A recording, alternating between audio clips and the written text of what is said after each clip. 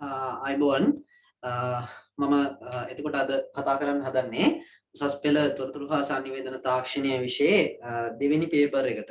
ඒ කියන්නේ කෙටි ප්‍රශ්න පත්‍රය නෙමෙයි අර ලියන ප්‍රශ්න පත්‍රයට කොහොමද අපි සූදානම් වෙන්නේ කියලා චූටි ඉන්ට්‍රොඩක්ෂන් එකක්. මේක වැදගත් වෙයි ඔයගොල්ලොන්ට මුහුණ දෙද්දී මම චුට්ටක් මේකේ තියෙන කරුණු ඒ කියන්නේ විභාගයේදී වැඩිපුර අහන්න පුළුවන් කියලා ගෙස් කරන කරුණුත් එක්කම තමයි කතා කරන්න බලාපොරොත්තු වෙන්නේ. ඒ කියන්නේ මේකේ තියෙන ටික විතරක් පාඩම් කරන්න කියලා එහෙම නෙවෙයි ඈ. ඒ කියන්නේ ඔයගොල්ලෝ තව දුරටත් ඒ කියන්නේ මේ පේපර් වල තියෙන තවත් කරුණුත් එක්කම මම මේ හයිලයිට් කරන කරුණු විශේෂයෙන් සලකනවා නම් හොඳයි කියලා. එතනදී මම කතා කරන්න බලාපොරොත්තු වෙන්නේ 2020 පේපර් එකත් එක්ක. ඒ කියන්නේ 2020 අවුරුද්දේ ආපු A level පේපර් එකත් එක්ක පොඩ්ඩක් සංසන්දනය කරලා තමයි බලාපොරොත්තු වෙන්නේ කරන්න. ඊට අමතරව දැන් ඔයගොල්ලෝ 19 18 වගේ පේපර් කරන්න ඒ වගේ තියෙන කරුණු බැලුවන් පස්සේ තවත් තේරුම් ගන්න දේවල් තියෙයි. හොඳේ. ඒ කියන්නේ ඊට වඩා වෙනස් විදිහේ ප්‍රශ්න හැදෙන ක්‍රමයක් තියෙනවා. මම නිකන් අර 2020 පේපර් එක ටිකක් හොඳ පේපර් එකක් දෙවෙනි කොටස. ඒකේ තියෙන කරුණු එක්ක සංසන්දනාත්මකව යන්නම් අපිට පාඩම් ටික පෙළ ගැහෙන්නේ කොහොමද? ඒ වගේම තමයි මේ පාඩම් වලින් මොන ප්‍රශ්නද හැදෙන්නේ? මේ වගේ පේපර් එකේ ස්ට්‍රක්චර් එක ගැන ඔයගොල්ලන්ට අයිඩියා එකක් ගන්නත් එක්කම තමයි මම මේක කරන්නේ. ඉස්සෙල්ලා මම කියන්නම් ICT පේපර් එක ගත්තොත් එහෙම මේක කොටස් දෙකකින් සමන්විත වෙනවා A සහ B කියලා. A කොටසයි B කොටසයි කියලා. ඊට පස්සේ මේකේ A කොටස කියන එකේ ප්‍රශ්න හතරක් හැදෙනවා.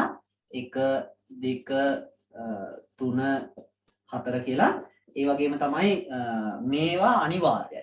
ඒ කියන්නේ මේ A කොටසේ තියෙන ප්‍රශ්න හතර අනිවාර්ය අපි අනිවාර්යයෙන්ම ලියන්න ඕනේ ඒවා. ඒක තෝරා ගන්න එහෙම බෑ මේක කරනවා මේක කරන්නේ නැහැ. මට මේක අමාරුයි කියලා ඒවා එහෙම අතාරින්න බෑ. එතකොට මේ එකකට ලකුණු තියෙනවා 10 ගානේ. ඒ කියන්නේ ලකුණු 40ක් තියෙනවා සම්පූර්ණයෙන්ම මේ A කොටසේ තියෙන 1 2 3 4 කියන ප්‍රශ්න හතරට. ඒ වගේම තමයි මේ B කොටසේ තියෙනවා ප්‍රශ්න 6ක්. 1 2 3 4 5 6 කියලා. එතකොට මේ 6න් අපි තෝරා ගන්න ඕනේ ප්‍රශ්න 4ක් විතරයි. ඒ කියන්නේ ඔයගොල්ලන්ට අපහසුයි කියලා හිතනවා නම් අන්න ගැටලුවක් නැහැ. මට මේක කරන්න බෑ කියලා හිතනවා නම් ඒක අතහැරලා දාන්න පුළුවන්. B කොටසේ විතරක්. A කොටසේම එහෙම කරන්න බෑ. හොඳේ. එතකොට මේ B කොටසේ තියෙන ප්‍රශ්න වලට හම්බ වෙනවා අපිට එකකට ලකුණු 15 ගානේ. ඒ කියන්නේ 15 වරක් 4 කීයද? ලකුණු 60යි. එතකොට එතන 60යි මෙතන 40යි. එතනින් තමයි 100 හැදෙන්නේ. ඊට පස්සේ ඕක දෙකට බෙදිලා තමයි 50න් ලකුණු දෙන්නේ. MCQ එකේ ඒ කියන්නේ ඉරිගහන ප්‍රශ්න පත්‍රයේ ලකුණු 50යි. මේකේ ලකුණු 100 දෙකට බෙදලා අපිට හැදෙනවා එතකොට ලකුණු ওই වගේ ප්‍රමාණයක්. එතකොට මේකේ ප්‍රධානම මේ කතා කරන දේවල් බැලුවොත් එහෙනම් මම චුට්ටක් පාඩම් වශයෙන් highlight වෙන දේවල් ගැන චූටි අදහසක් දෙන්න ඕගොල්ලන්ට. සාමාන්‍යයෙන් ඒ කොටසේ පළවෙනි ප්‍රශ්නේ හැදින්නේ. ඒ කියන්නේ දැන් නිකන් අර මම කියන්නේ මේක අනිවාර්ය වෙනස් වෙන්න බෑ කියන එකක් එහෙම නෙවෙයි. මේ අර මොඩල් එක සාමාන්‍යයෙන් දැන් අවුරුදු 3ක විතර මොඩල් එක එක දිගට හැදුන විදිහ අපි ගත්තොත් එහෙම ස්ට්‍රක්චර් එක මෙහෙම ගිහිලා තියෙනවා.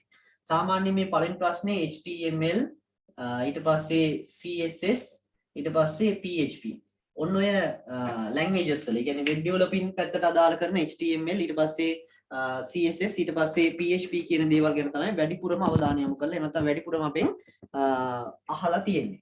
ඒ කියන්නේ වෙන ප්‍රශ්න අහන්න බෑ කියන එකක් නෙමෙයි මේ කියන්නේ. ඒක තේරුම් ගන්න. මොකද පේපර් එක අපිට ඒ කියන්නේ ස්ට්‍රක්චර් එක වෙනස් වෙන්න පුළුවන්. අනිවාර්යයෙන් මේක එන්න ඕනේ කියලා කොහෙවත් එහෙම නැති නිසා. හැබැයි අර දැන් තියෙන පේපර් එක මේ විදිහට තමයි හැදිලා තියෙන්නේ මුල් පළවෙනි ප්‍රශ්නේ.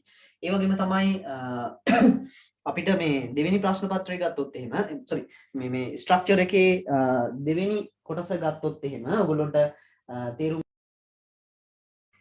මේක ටිකක් මේකේ බලලා තියෙන කියන්නේ 20 19 පේපර් ඔයගොල්ලන්ට අරන් බලුවම පේනවා මේකේ ටිකක් e-business පැත්තේ එකක් දැනුම චුට්ටක් බලනවා.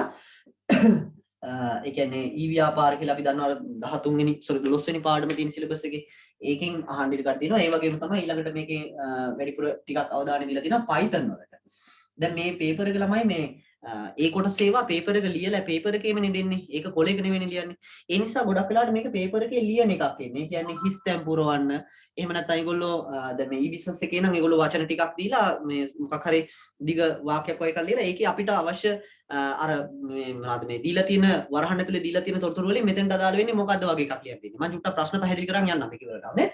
ඊට පස්සේ Python එකෙත් එහෙමයි. Python එකෙත් තියෙන්නේ ගොඩක් වෙලාවට එක්කෝ හිස්තනක් දීලා තියෙනවා. ඔයගොල්ලන්ට උඩින් දීලා තියෙනවා මොනවාද මේ ගැලීම් සටහනක් ලියන්න. ගැලීම් සටහනේ ඊට පස්සේ ඔයගොල්ලන්ට දෙනවා ව්‍යාජකීයද ලියන්න. ඔය වගේ Python කියලා මම මෙතන මේ ක්‍රම ලේඛනය කියන එක අදහස් කරේ පාඩමනේ.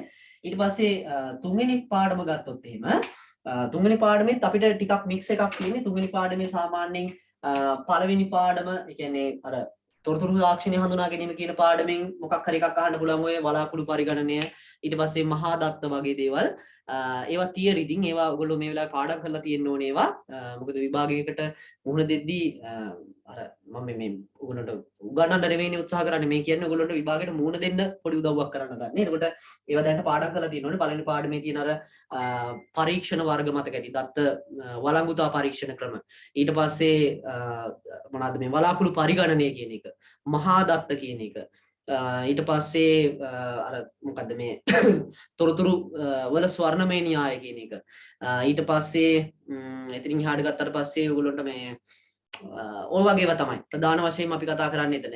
ඊට පස්සේ අර හිමිකම් සම්බන්ධයෙන්මුත් අහන්න පුළුවන් මුදුකාංගවල ඒ වගේම බුද්ධිමය දේපල සම්බන්ධයෙන් අහන්නත් පුළුවන්. බුද්ධිමය දේපල කියලා කියන්නේ මොකක් හරි එකක් නිර්මාණය කරොත් අපි අලුත් නව නිර්මාණයක් කරොත් එහෙම ඒකේ අයිතිය ලැබෙන්න අපිට හදලා තියෙන නීතිමය පසුබිම. එතකොට ඒක කැඩෙන අවස්ථා ඊට පස්සේ ඒක ආරක්ෂා කරන්න කොහොමද ඔය අහන්න පුළුවන්.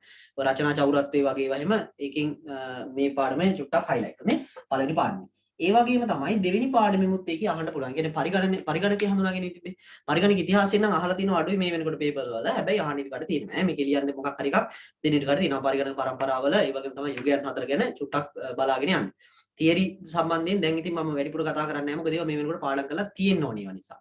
ඒ වගේම මේකේ දැන් තියෙන කම්පියුටර්ස් ගැන කතා කරොත් අර පරිගණක වර්ගීකරණය ඒ කියන්නේ අපි කතා කරා ප්‍රමාණය අනුව අර සුපිරිමා මධ්‍ය ශුද්‍ර කියලා ඊට පස්සේ ඒවා භාවිතා කරන තාක්ෂණය අනුව ප්‍රතිසමාංකිත සහ දෙමුහුන් කියලා ඊට පස්සේ මොනවාද මේ ඔන්න ඔය වගේ පරිගණකවල වර්ගීකරණයක් අපි කතා කරා.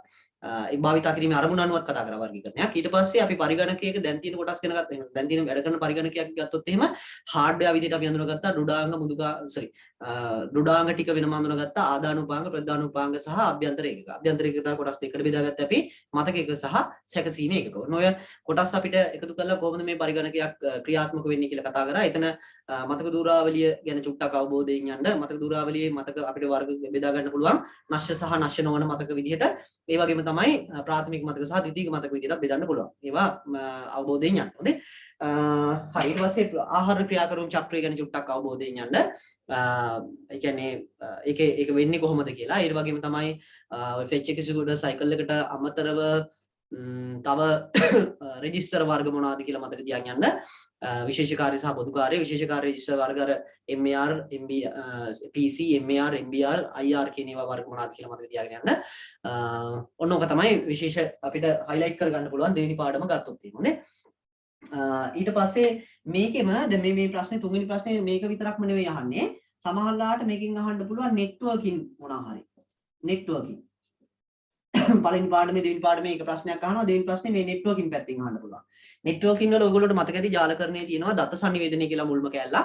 ඒ දත්ත සංනිවේදයේ සිග්නල් සම්බන්ධ දේවල් ඊට පස්සේ අර මොනවාද මේවා අපි කතා කරේ අර ජාල ස්ථලක ස්ටාර් මුදු ඊට පස්සේ mesh ඊට පස්සේ tree topology ඔය වගේ topology set එකක් කතා කරන්නේ බස් අන්න ඒවා ඒ set එක චුට්ටක් මතක තියාගන්න ඒ වගේ මොනවා හරි විස්තර කරන්න එහි ඒ වගේම තමයි router එක ඒ වගේ දේවල් ඊට පස්සේ නියමාවලි set එක FTP HTTP ඊට පස්සේ SMTP ඔන්න ඔය set එක කතා කරනවා මම මේ theory වෙනම කතා කරන්නේ නැහැ මම ගණන් හදනවා ටිකක් විතරක් අද චුට්ටක් මෙතන කරලා පෙන්නන්න ඒවා බලා ගන්න ඒ වගේම ආයේ අපිට 6 වෙනි පාඩමෙන් theory විදියට අහන්න පුළුවන් අර මතක ඇති ජාල ආකෘති සම්බන්ධයෙන් නේද network architecture එක ගැන අපි කතා කරා OSI ආකෘතිය සහ TCP/IP ආකෘතිය කියලා. ඒතකොට TCP/IP ආකෘතිය හතරක් තියෙනවා ස්තර අර OSI ආකෘතිය හතක් තියෙනවා. ඒ හතෙන් අර හතරට බෙදෙනකොට කොහොමද යන්නේ කියලාත් මතක තියාගන්න. OSI එකේ පළවෙනි තුන TCP එකේ පළවෙනි එකට අයිති වෙනවා. OSI එකේ හතරවෙනි එකයි පස්වෙනි එකයි TCP එකේ 2යි 3යි විදිහට තියෙනවා.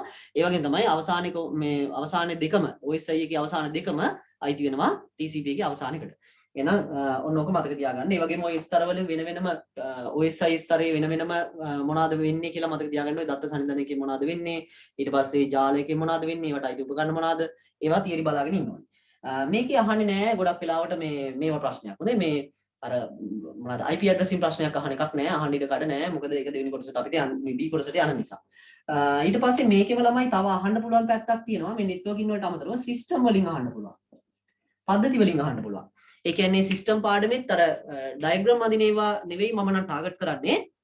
ඒක මේකටයි කියලා හිතන්නේ ඩයග්‍රෑම් අදින එක. ඒකේ තියෙනවා ළමයි අර පරීක්ෂණ වර්ග ගැන හැම විස්තර අහන්න පුළුවන්. ඒ කියන්නේ පරීක්ෂණ ක්‍රම දෙක ගැනයි ඒ වගේම තමයි ක්‍රම දෙකකින් කරන වර්ග හතරයි.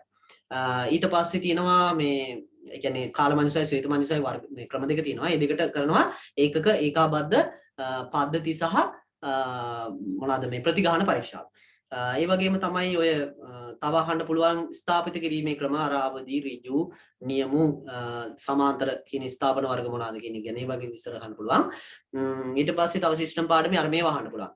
දියඇලි ආකෘතිය දැන් මොකක් හරි ප්‍රශ්නයක් දීලා ගැටලුවක් දීලා මේ වගේ ගැටලුවක් විසඳන්න සුදුසු පද්ධතියක් හදන්න පුළුවන් ජීවන චක්‍රය වෙන්නේ දියඇලිද ස්පයිරල්ද එහෙම නැත්නම් සීග්‍රේඩ් සංවර්ධන ඔය වගේ ඒක අහන්න පුළුවන්. ඒවත් තියරි බලා ගන්න මේ වගේ පද්ධතියකට මේක ගැලපෙන්නේ මේ වගේ. මතකදී සරල ඒ වගේම තමයි අවශ්‍යතාව වෙනස් වෙන්නේ නැති වැඩි කාලයක් ගත වුණාට ගැටලුවක් නැති පද්ධති දියඇලි වලට හොඳයි.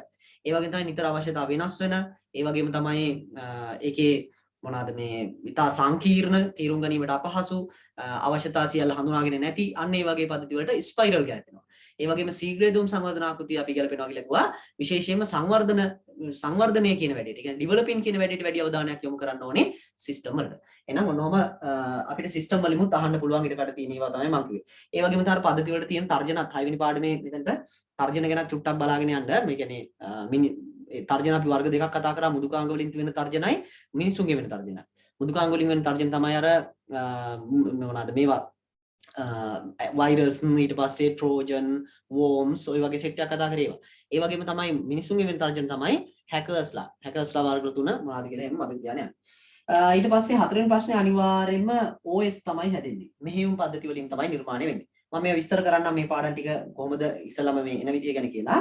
මේ OS එකේ තියරි විදිහට අහන දේවල් මතක ඇති ඔයගොල්ලන්ට අර ප්‍රධාන වශයෙන්ම අපෙන් අහන්න පුළුවන් මේකේ මොනවාද මේ කලමනාකරණ කොටස. ඒ කියන්නේ ක්‍රියායන කලමනාකරණයේ තියෙන තියරි කොටස අහන්න පුළුවන්. ඒ වගේම තමයි ඊට අමතරව අහන්න පුළුවන් අපිට මොනවාද මේ මතක කලමනාකරණයෙන් ඒ වගේම තමයි අපිට අහන්න පුළුවන් ගුණ හා ආචායන කලමනාකරණය.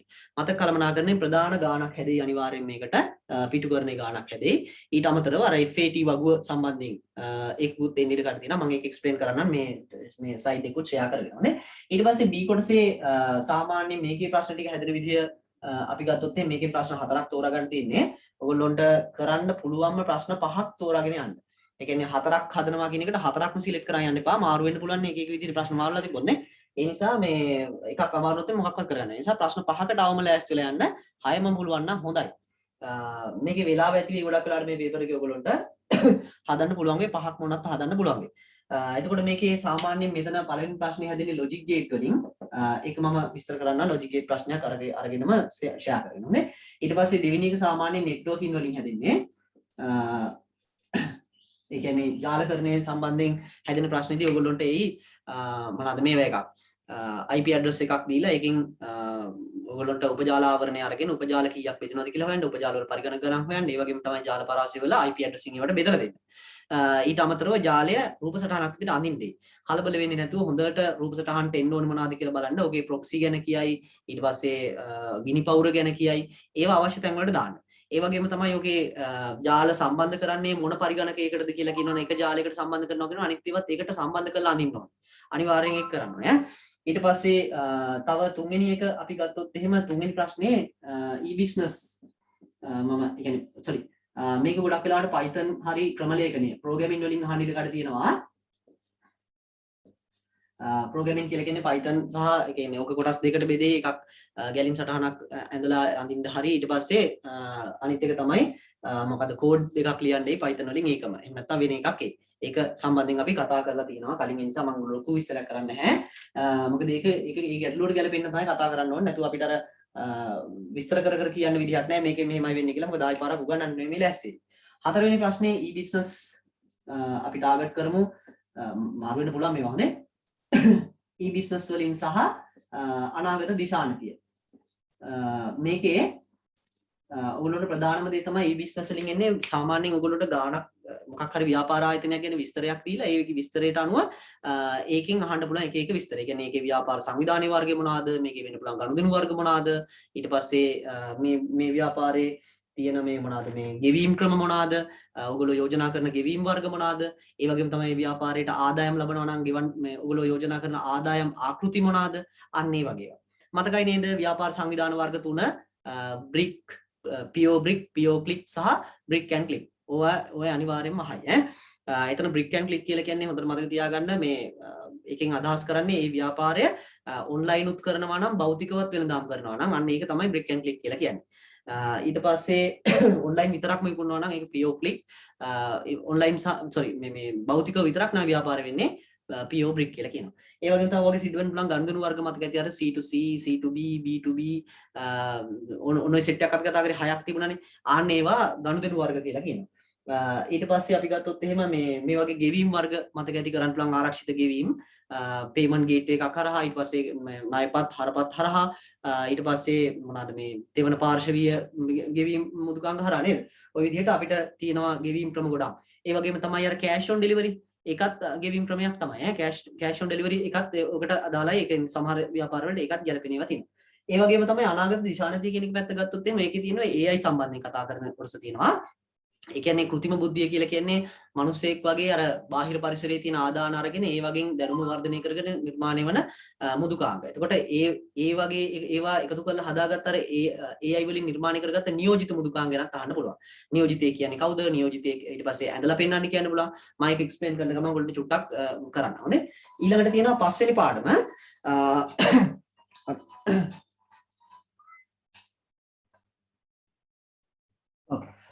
sorry ප්‍රශ්නේ ප්‍රශ්නේ නෙමෙයි එතකොට මේ පාඩම නෙමෙයි ප්‍රශ්නේ මේක හැදෙන්න පුළුවන් නේ ගොඩක් වෙලාවට තමයි මේ දැන් අපි මේ බලලා තියෙන්නේ මේ දෙක මාරු වෙන්න පුළුවන්. හොඳ e-business එක මෙතෙන්ට ඇවිල්ලා මේ programming එක හදන්න මම පිළිවෙලක් එන්නේ මේ තියෙන පාඩම් ටික يعني අපිට තෝරගන්න තියෙන ප්‍රශ්න ටික ගැන වැඩිම එක්ස්ප්ලেইন කරන්න බලාපොරොත්තු වෙන්නේ.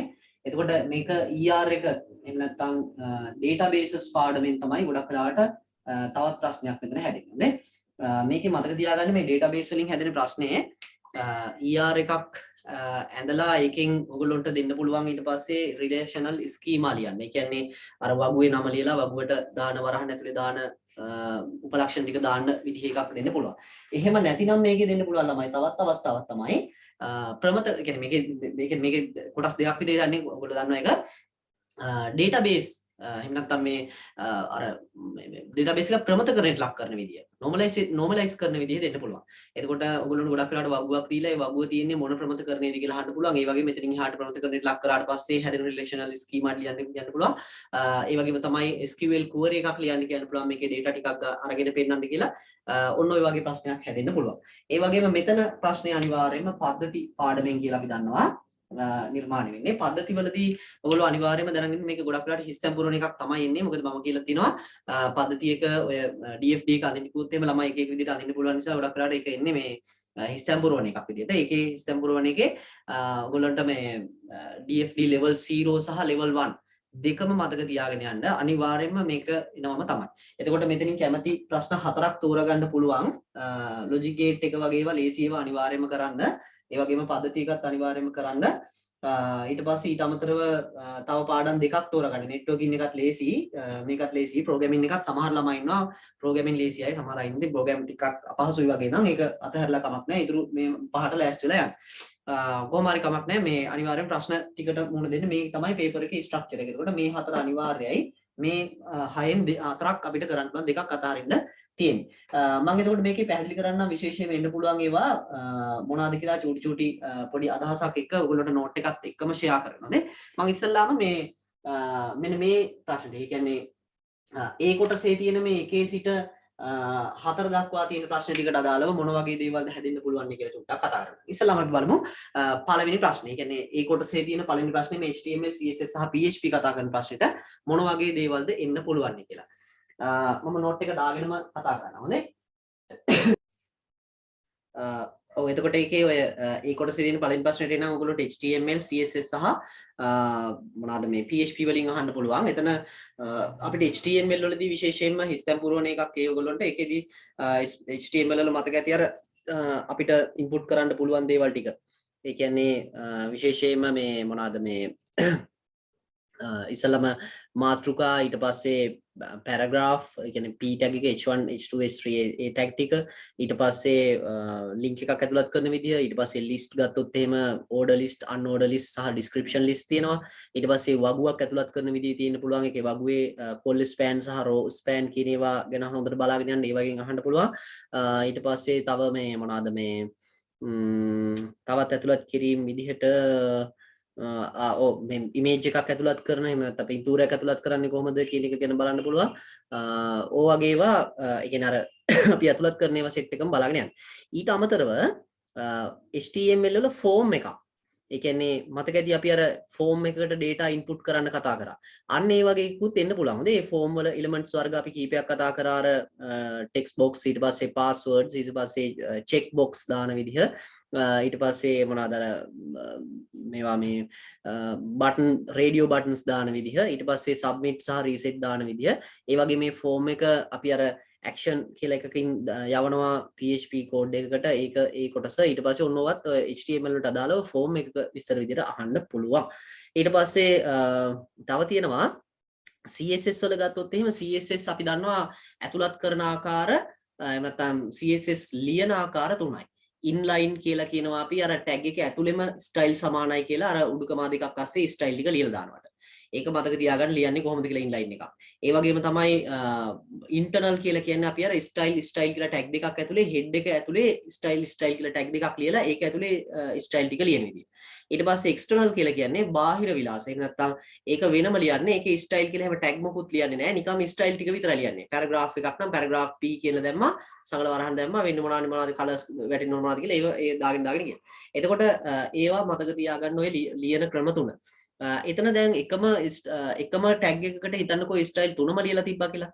එතකොට වැඩිම priority එකක් හම්බ වෙන්නේ. ඒ කියන්නේ දැන් paragraph එකක් රතු පාට වෙන්න කියලා ලියනවා මම inline විදිහට.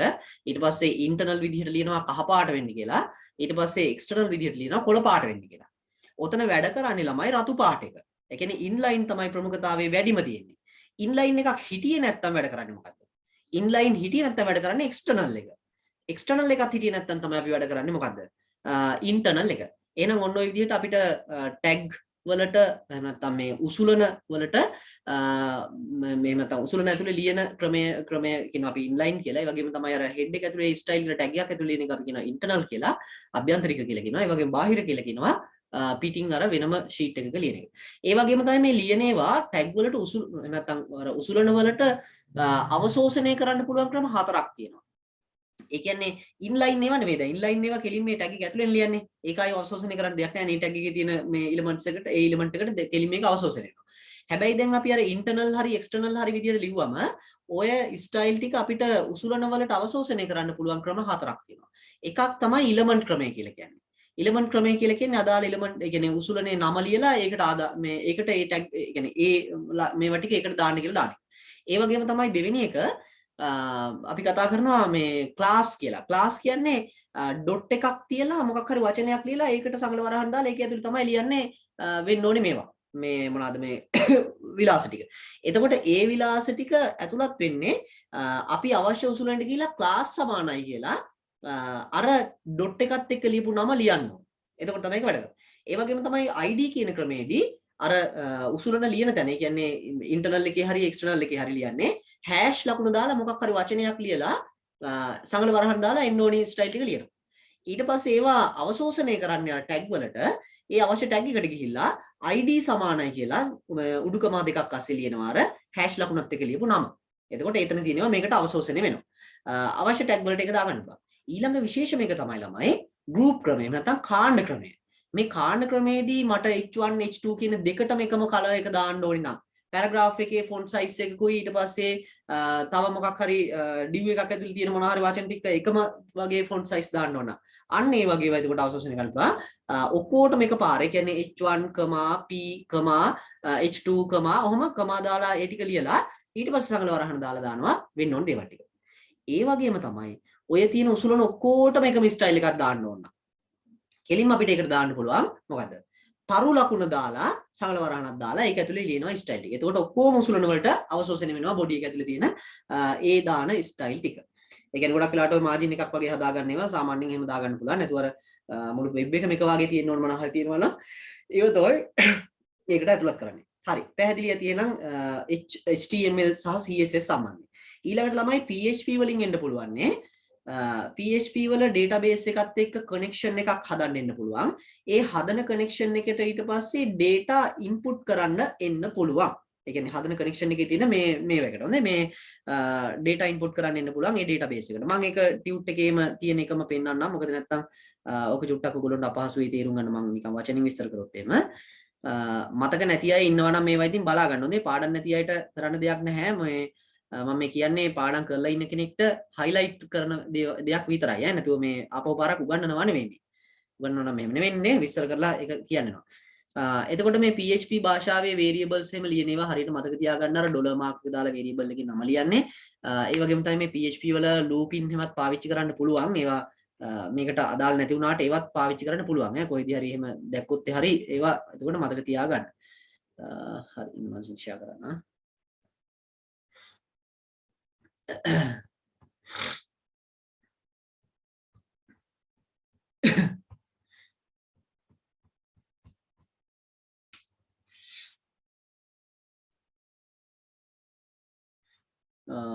හරි.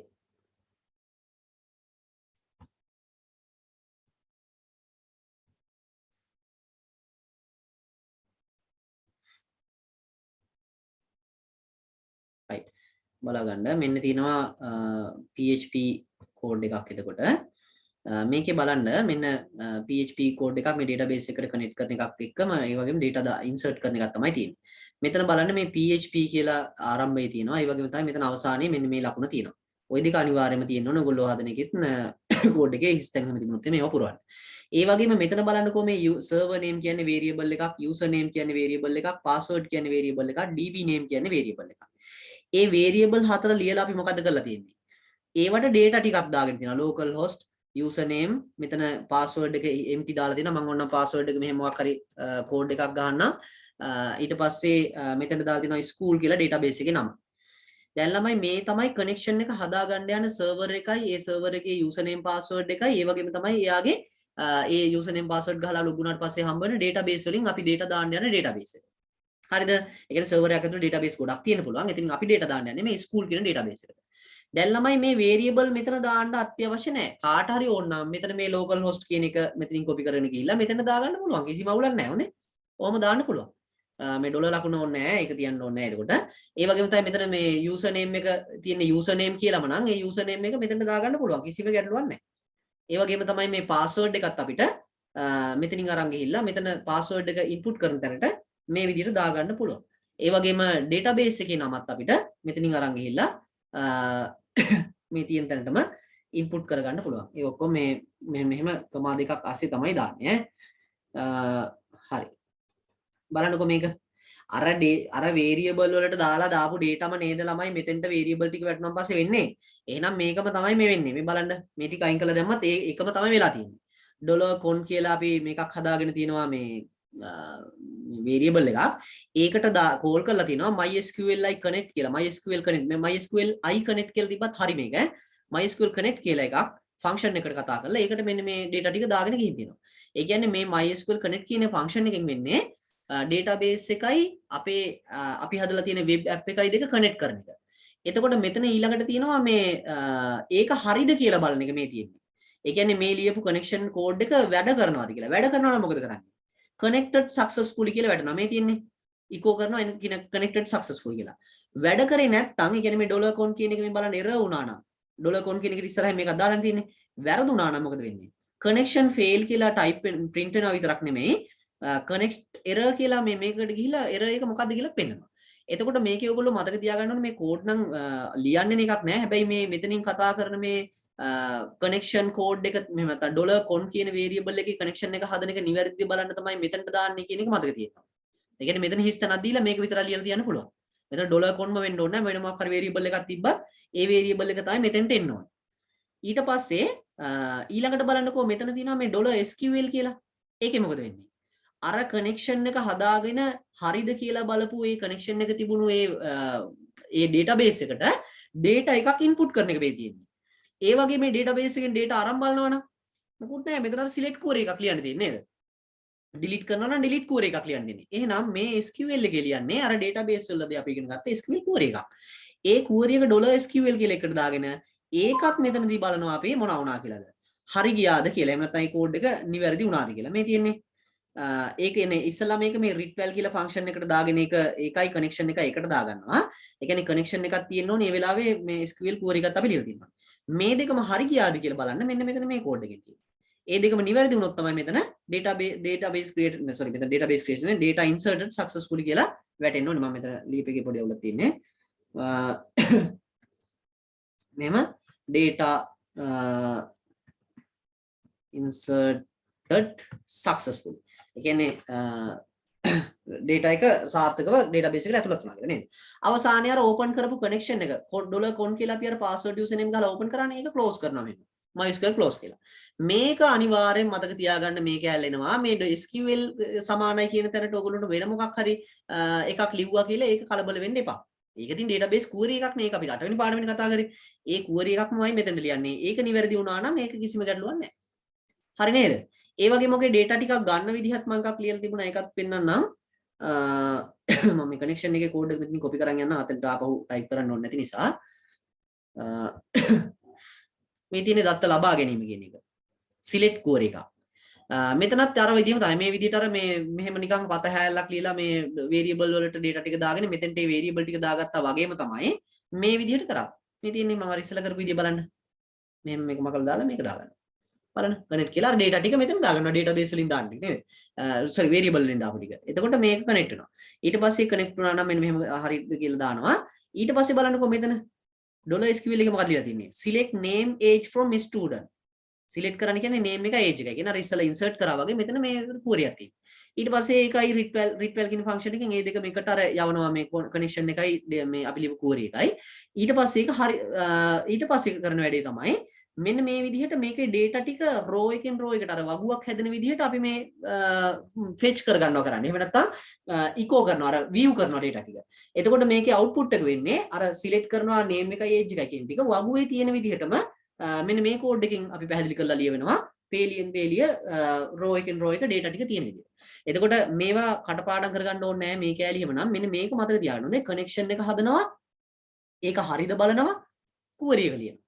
මේ වගේ හිස්තැන් එවන එකක් නැහැ කියලා හිතනවා. ආවත් ඔයගොල්ලන්ට ලියන්න පුළුවන් මේ තියෙන ඒවා. ඒ කියන්නේ ඒ query හරි ගියොත් විතරක්ද නැද්ද කියලා check කරන ඒ තැන් වලට හරි මේවා දාන්න ඕනේ. මතක තියාගන්න මේ readval function එකේ MySQL query කියන එකට SQL එකයි connection code එකයි දෙක යවන්න ඕනේ. connection code එක විතරක් යවලා හරියන්නේ නැහැ. SQL විතරක් යවලා හරියන්නේ නැහැ. මොන database එකේ මොන username password තියෙන එකටද යන්නේ කියලා මෙතනින් තීරණය වෙනවා. ඒකට ගිහිල්ලා කරන වැඩේ මේ SQL query එකෙන් තියෙනවා. හරිද? ඊට පස්සේ ඕක තමයි අපිට එනම් SQL වලින් අහන්න පුළුවන් කොටස අර ෆෝම් එකත් බලාගෙන යන්න අනිවාර්යයෙන්ම මේකේ ලකුණු 10 ලේසියෙන්ම ගහ ගන්න පුළුවන්. මේ කියන්නේ ඒක අමාරු එකක් නෙවෙයි කියලා තමයි මම මේ කියන්න හදන්නේ. හරි. එතකොට මේ දෙවෙනි ප්‍රශ්නේ අපි ගත්තොත් එහෙම අර e-business සහ ප්‍රධාන වශයෙන් Python වලින් අපිට අහන්න පුළුවන් කියලා මම මේ කොටසේ දෙවෙනි ප්‍රශ්නේ කිව්වේ කියන අහලා තියෙන විදිහ අපි කලින් papers වල බැලුවන් පස්සේ තියෙන එකත් එක්ක ඔයගොල්ලන්ට මම 2018 සහ 19 paper එකකින් ආශ්‍රයෙන් කිව්වොත් මෙහෙම e-business වල නම් ළමයි අහන්න පුළුවන් නේ ගොඩක් වෙලාවට මේකේ අර වචන ටිකක් දීලා ඒ වචන වලට ගැලපෙන මොනවාද මේවා වගේ අර නිකන් තේරුමක් වගේ දීලා ඒකට ගැලපෙන අයිතමේ තෝරන්න ගැලපෙන පදේ තෝරන්න වගේ ඒවා. දැන් මේ හැමදාම එකම ටික අහන්නේ බලන්න. දැන්වීම ප්‍රචාර ආදායම ආකෘතියක් කියන්නේ මොකද්ද? ඊට පස්සේ ණයපත් ඊරාජ්‍ය සේවාව රජයෙන් පුරවැසියන්ට සේවාව ඔය වගේ නිකන් අර අපිට ওই පාඩමේ හම්බ වෙන වචන තියෙන විස්තර කරලා ලියන්න පුළුවන්. ඒව තමයි දෙන්නේ. මේ තියෙන විස්තර කරලා. එතකොට මේවට ගැලපෙන වචන ටික අතනින් තෝරලා දාන්න තියෙනවා. එතන ඔයගොල්ලෝ විශේෂයෙන් මතක තියාගන්න ව්‍යාපාර සංවිධාන ආකාර 3. මතකනේ ව්‍යාපාර සංවිධාන ආකාර 3ක් අපි කතා කරා. PO click, PO brick සහ click and brick කියලා. ඒ වගේම ගනුදෙනු වර්ග ටික අර B2C, G2C ඒ සෙට් එක. ඊට පස්සේ අපිට මේ ව්‍යාපාරයක ආදායම ආකෘතිය කියලා කියන්නේ ආදායමක් ලබන්න පුළුවන් ක්‍රම. දැන් අපි උදාහරණයක් විදිහට අපි වෙබ්සයිට් එකක් කරනවා නම් ඒ වෙබ් එකේ ආදායම් ලබන්න පුළුවන් ක්‍රම තමයි දැන් භාණ්ඩ විකුණන වෙබ් එකක් නම් භාණ්ඩ විකිණීමෙන් ලැබෙන ආදායම. ඊට පස්සේ වෙන කට්ටියට භාණ්ඩ විකුණන්න ඉඩ ලබා දුන්නාන් පස්සේ ලැබෙන ආදායම. ඊට පස්සේ තව අපිට පුළුවන් ඒකේ මේ මොනවාද මේවා මේ දැන්වීම් පළ කිරීමට ලබා දීමේ ආදායම. ඊට පස්සේ තව එන්න පුළුවන් ඒ ව්‍යාපාරයට මේ සබ්ස්ක්‍රයිබර්ස්ලා හදාගෙන කියන්නේ ග්‍රාහකයෝ හදාගෙන. දැන් ඔකේ තිබ්බේ ග්‍රාහකත්ව ආදායම කියලා. ග්‍රාහකයෝ කියලා සෙට් එකක් හදාගෙන මාසෙකට ගාණක් ඒගොල්ලෝ මේ අය කරන විදිහේ ආදායම් මොඩල් එකක්. එහෙනම් ඔන්න ඔය වගේ අපිට ව්‍යාපාරයක ආදායම් ආකෘතිය කිව්වොත් එහෙනම් මේ ව්‍යාපාරයෙන් ලාභ ගන්න පුළුවන් ක්‍රම එහෙම නැත්නම් ආදායම් ලබන්න පුළුවන් ක්‍රම තමයි අපි අඳුන්වලා දෙන්න ඕනේ. මේ බිස්නස් එකක් වුණාම අර වගේ ප්‍රධාන ඒවා ටිකක් තියෙනවා. ඒගොල්ලොට දෙන එක අනුව ගන්න. එතකොට ওই ප්‍රධාන ওই වගේ වචන ටික අනිවාර්යයෙන්ම මතක තියාගන්න වෙනවා අපිට. මම මේකත් පෙන්නන්නම් 19 20 පේපර් එකේ. දැන් බලන්න 20ත් ওই වගේම තමයි අහලා තියෙන ටික. හොඳන් තියෙන්නේ. මේ තියෙන්නේ 20ත් ඒ විදිහමයි. මේ විස්තරයක් දීලා තිනවා. ඒ විස්තරයෙන් අදාළ කරන මේ නිකන් ඩීටේල් ටිකක් හිස්තෙන් පුරවන්න දීලා තියෙන්නේ නේද? ඒවට අදාළ ඒ කියන්නේ වචන ටිකත් යටින් දීලා තියෙනවා. මේ තියෙන්නේ ලයිස් වචන ලයිස්තු දීලා තියෙනවා. ඒ වචන ලයිස්තුර ගැලපෙනවා. ඒ නිසා අනිවාර්යයෙන්ම 18 සහ 19 sorry 20 සහ 21 අවුරුදු 19 සහ 20 අවුරුදු දෙකේ මෙන්න මේ වචන හැම එකේම තේරුම මතක තියාගෙන යන්න. ඒ වගේන් හිස්තෙන් පුරවන්නේ. එහෙම නැත්නම් මේ තනි වචනයෙන් විස්තර කරන්න කියලා දෙයි 19 එහෙම දීලා තියෙන්නේ 20 දීලා තියෙන්නේ මේ විදිහට හිස්තෙන් පුරවන්න. ඒක අපිට ගැළපෙන එක ලියන්න වෙනවා. එතකොට ඒක තෝරලා. ඒ වගේම තමයි මේ ඕකේ ඔය දෙවෙනි ප්‍රශ්නේ දෙවෙනි කොටස තියෙන්නේ මේ Python වලින්. ඒක මේ අවුරුද්දේ බලන්න දීලා තියෙන එක මේ ලයිස්තුවකට දත්ත ආදානය කරගෙන ඒ ලයිස්තුවේ දත්ත ටික චෙක් කරපු කේස් එකක් තමයි තියෙන්නේ. එතකොට මේකේ output එක මොන වගේද? මේකේ අරමුණ මොකද්ද? ඔය වගේ එකක්. නිකන් මේක හිතලා බලන්න මේ ලයිස්තුවක් තියෙන්නේ list L1 කියලා. ඒකේ කොටුව ඇතුලේ කියලා තියෙන ඔයගොල්ලන්ට පේන නැති int x කියලා. ඒ වගේම for x in input.split කියලා. මේකේ වෙන වැඩේ තමයි මේ x කියලා අපි variable එකක් හදාගෙන තියෙන list එක ඇතුලේ. කියන්නේ මේ කොටු අරහන ඇතුලේ ඒ variable එකට වෙන වැඩේ තමයි ඒ variable එක හදුවට පස්සේ for loop එකක් දාලා තිනවා. for loop එකෙන් වෙන්නේ x in input. ඒ කියන්නේ input ඇතුළත් කරපු මොනවා හරි input එකක් තියෙනවා නම් ඒක x එකට සමාන කරන්නලු. ඒ කියන්නේ මේ x කියලා මෙතනින් හඳුන්වන දුන integer variable එකට ඒ input කරන එක split කරන්න කියලා කියන්නේ ඒ ගත්ත ඒ අගය දැනට තියෙන අගයත් එක්ක එකටම තියන්න කියලා. ලයිස්තු එකක තුල මේක දිගට දාන්න තියන්න පුළුවන් නේ. එතකොට ස්ප්ලිට් කර අපි කැමති data ප්‍රමාණයක් මේකේ එකතු කරගන්න පුළුවන්. ඒ කියන්නේ මේ ඇඩ් කරගන්න පුළුවන්. දෙපාරක් ඔක එන්ටර් කරපුවම ওই කෝඩ් එක නවතිනවා. හොඳේ. මේකෙත් ඒකම තමයි. int x කියන එකට මේ for loop එකක් දාලා ස්ප්ලිට් කර data කැමති ප්‍රමාණයක් ලයිස්තුවට දාගන්න.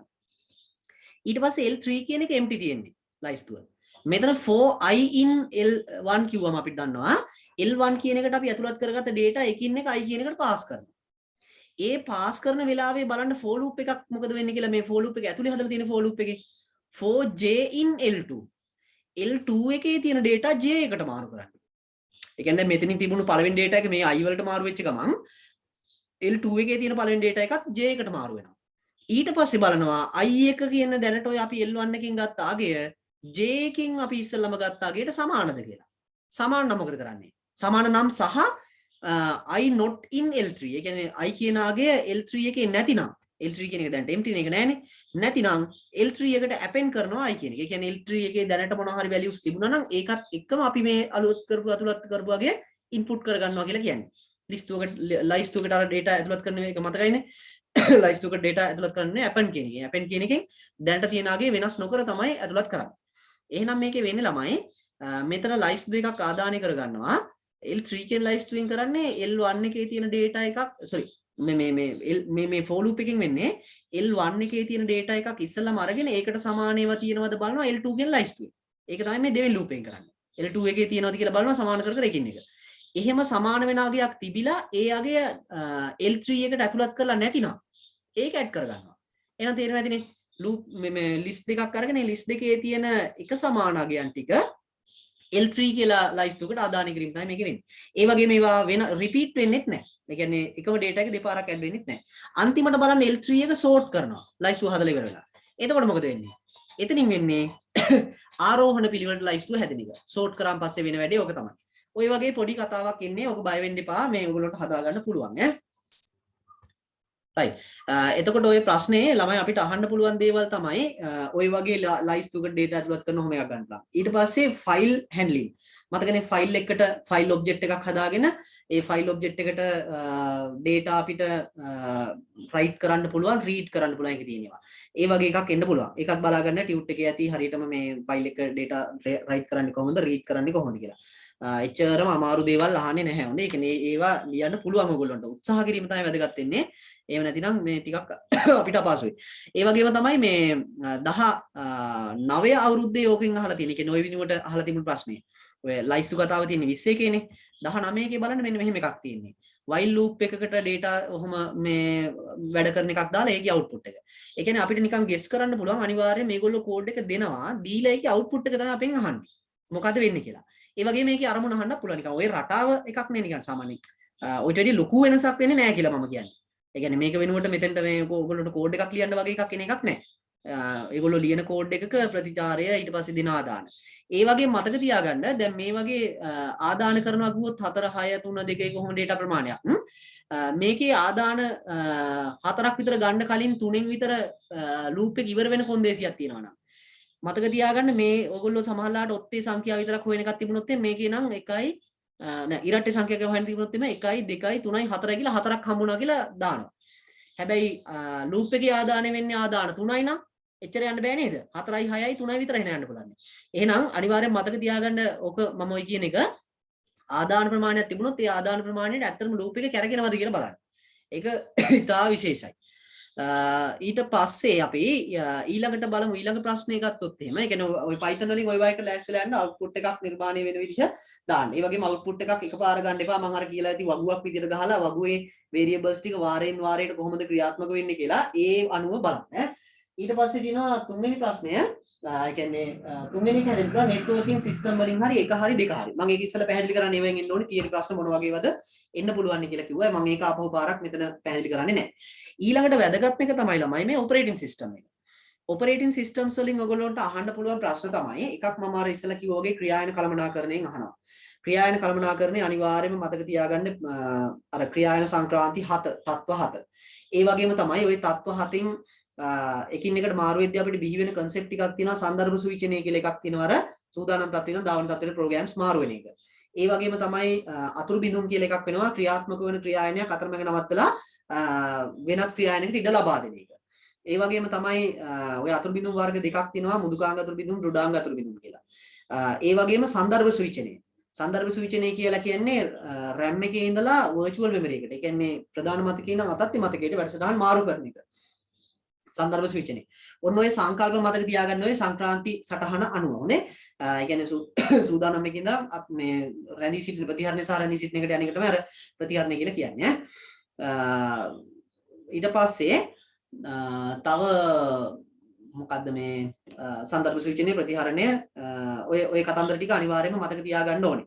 ඊට පස්සේ තව එකක් ඕකේ ඉන්න පුළුවන් PCB. එහෙම නැත්නම් process control block. මතකද ක්‍රියායනයක් තත්වයකින් තත්වයකට මාරු වෙද්දී ඒ ක්‍රියායනය පිළිබඳ විස්තර පවත්වාගෙන යන කුඩා මතකයක් තියෙනවා කියලා කිව්වා. ඒ කියන්නේ ඒක මතකයක් කියලා කියන්නේ RAM එකේම තමයි තියෙන්නේ. එතකොට මේ යුනිට් එකේ තියෙන දේවල් තමයි මේ වෙලාවේ ක්‍රියායනයේ තියෙන තත්වය. ඒ වගේම තමයි ක්‍රියායනයේ භාවිතා කරන රෙජිස්ටර්. ඒ වගේම ක්‍රියායනයේ භාවිතා කරන ගොනු මොනවාද කියලා. ඒ වගේම ක්‍රියායන අංකය. ඔන්න ඔය වගේ දේවල් ටිකක් මතක තියාගන්නවා මේකේ. ඒවා විශේෂයි අනිවාර්යයෙන් මේවා මතක තියාගන්න ඕනේ. ඊට පස්සේ PCB වලට පස්සේ තවත් අපිට ওই ක්‍රියායන සටහනින් අහන්න පුළුවන් නියමකරණ. මතකද නියමකරණ වර්ග තුන දිගු කාලීන, කෙටි කාලීන, මධ්‍ය කාලීන. දිගු කාලීන එකෙන් තමයි නිර්මිත අවස්ථාවේ ඉඳන් සූදානම් තත්ත්වයට ප්‍රෝග්‍රෑම් පෙළගස්වන්නේ. ඒ පෙළගස්වපු ප්‍රෝග්‍රෑම් වලින් අර සන්දර්භ සූචනය කරන්නේ. ඒ කියන්නේ සකසණයට අරන් යන්නේ මොනවද කියලා තීරණය කරන්නේ කෙටි කාලීන නියමකරණ. ඒ වගේම තමයි සූදානම් තත්ත්වයේ තියෙන ඒ වගේම අර ප්‍රතිහරණය කරලා අතත්ති මතකයට අරන් යන්නේ මොනවද කියලා තීරණය කරන්නේ මධ්‍ය කාලීන නියමකරණ. ඒ වගේම ක්‍රියායන නියමකරණ හදන ඇල්ගොරිතම්ස් තියෙනවා. ඒ වගේම ක්‍රියායන නියමකරණ හදද්දී භාවිතා කරපු අර සංකල්ප ටිකක් තියෙනවා. ඒ ටිකත් මතක තියාගන්න. මතක ඇති අර ප්‍රතිචාර කාලය ඔන්න ඔය වගේ දේවල් ටිකක් නේද? ඒවත් මතක තියාගන්න නියමකරණ හදද්දී සැලකිලිමත් වෙච්ච අර කරුණු මොනවාද කියලා තිබුණොත්. ඊට පස්සේ ගොනු සහ ආචායන කළමනාකරණය කියන එකෙන් ළමයි අපිට ප්‍රධාන වශයෙන්ම යාබද සබැදි සහ අනුක්‍රමික විභාජන කියන ඒවා ගැන අහන්න තියෙයි. ඒව මම එදා වීඩියෝ එකෙත් කිව්වා.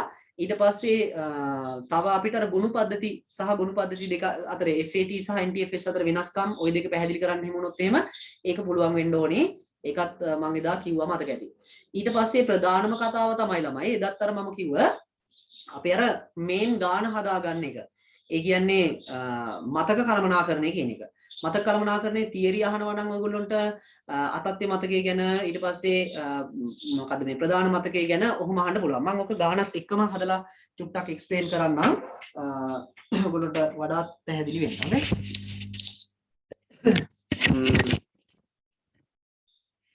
හරි. මේකේ බලන්න එතකොට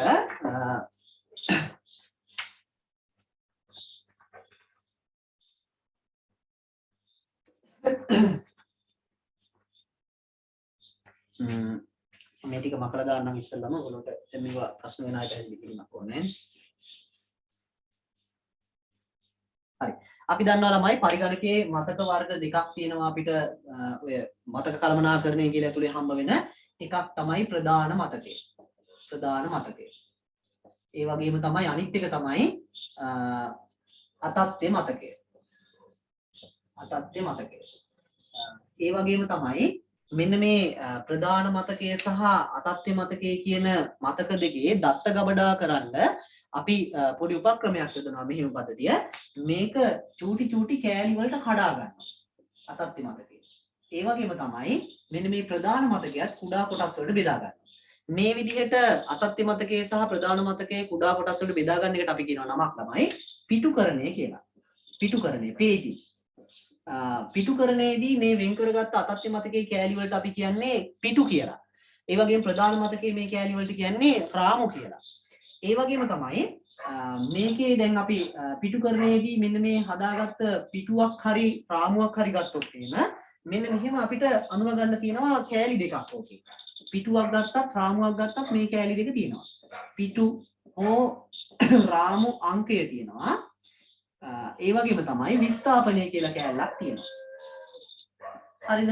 දැන් මෙතන ගත්තොත් එහෙම මේ එක පිටුවක් තමයි මම ඔය ගත්තේ. ඒ නැත්තම් මෙතන මෙතන තියෙන එක පිටුවක් හෝ මෙතන තියෙන එක රාමුවක්. ඒ එකක මෙන්න මෙහෙම කෑලි දෙකක් තියෙනවා. මේවා ඇතුලේ තියෙන්නේ ළමයි දත්ත ගබඩා වෙලා තියෙන්නේ ලිපින විදිහට. නැත්තම් ඇඩ්‍රස් විදිහට. ඒ ඇඩ්‍රස් ප්‍රධාන මතකයේ තියෙන ඇඩ්‍රස් වලට අපි කියනවා භෞතික ලිපින කියලා. ඒ වගේම තමයි අතත්ත්‍ය මතකයේ තියෙන ලිපින වලට අපි කියනවා අතත්ත්‍ය ලිපින කියලා.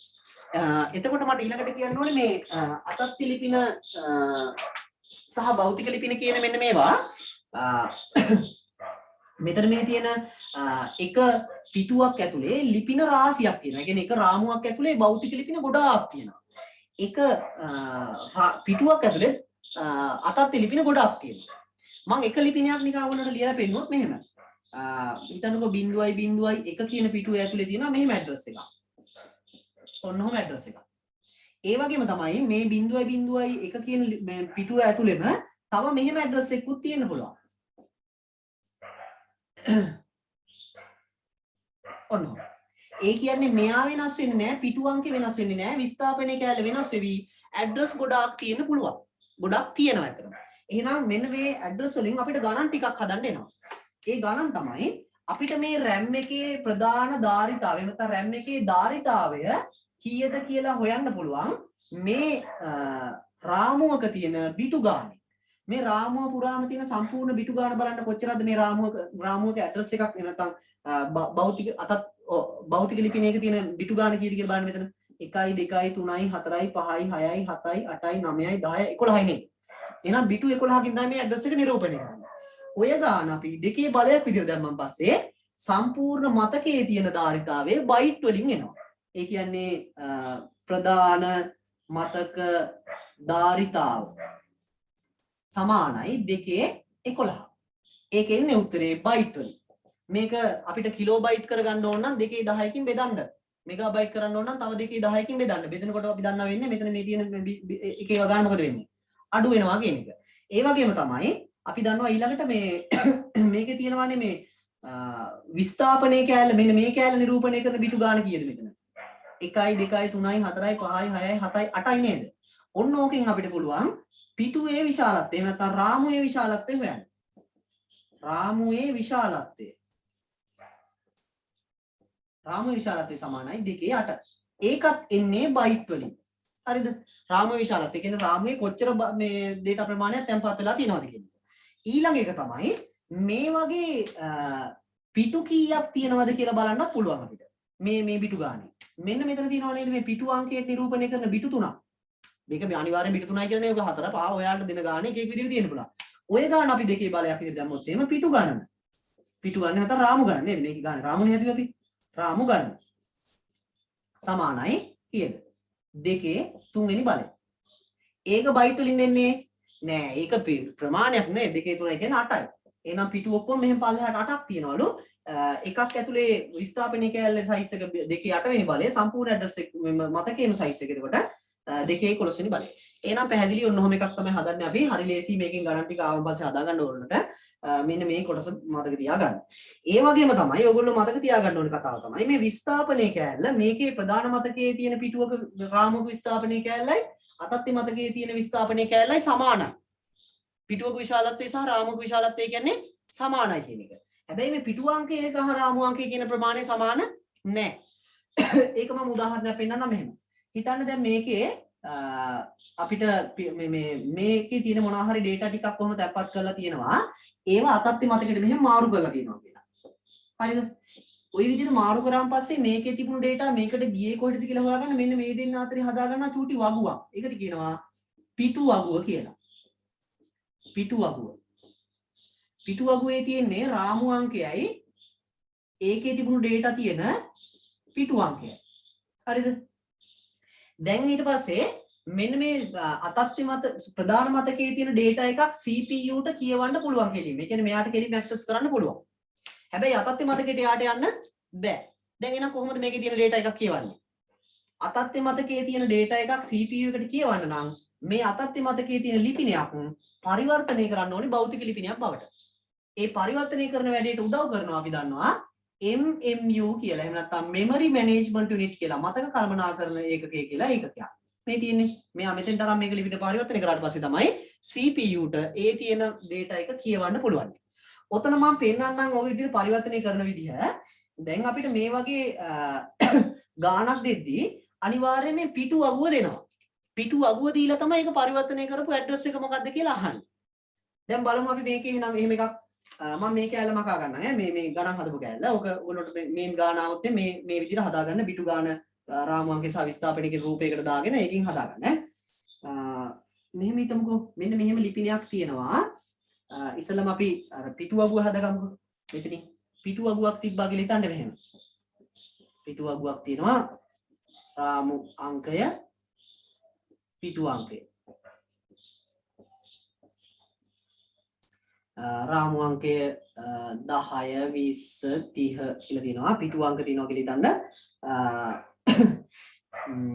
0.1 කියලා එකක් තියෙනවා. මෙතන 0.2 තියෙනවා. මෙතන මොකුත් නැහැ. ඒතර මෙතනින් ඇත නැත කියලා අපිට දාගන්න පුළුවන් මේකේ පිටු තියෙනවද නැද්ද කියලා බලාගන්න. මෙතන තියෙනවානේ. ඒ කියන්නේ මේ රාමු අංකේ තිබුණු data එක පිටුවට මාරු කරලා.